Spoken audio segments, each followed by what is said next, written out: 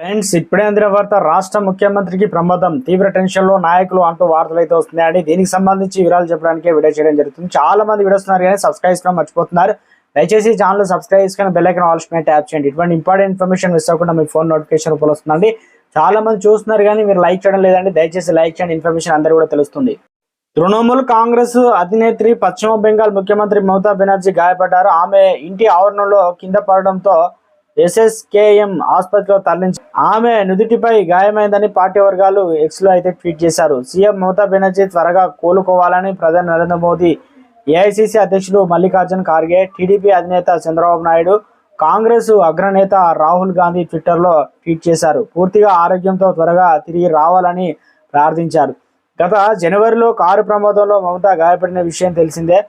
బర్ధమాన్ నుంచి కోల్కతా తిరిగి వస్తుండగా ఆమె కాన్వాయ్ ఎదురుగా ఉన్న మరో వాహనం రావడంతో తప్పించుకునే క్రమంలో డ్రైవర్ బ్రేకులు వేశాడు. ఈ క్రమంలో ముందు సీట్లో కూర్చున్న ఆమె విండ్షీల్డ్కు తగిలి గాయపడ్డారు. ఆమె ఇప్పుడు స్వల్ప గాయాలతోనే బయటపడ్డారు. ఇక్కడ పిక్చర్లో చూసుకోవచ్చు అండి, మమతా బెనర్జీకి గాయాలైతే కావడం జరిగింది.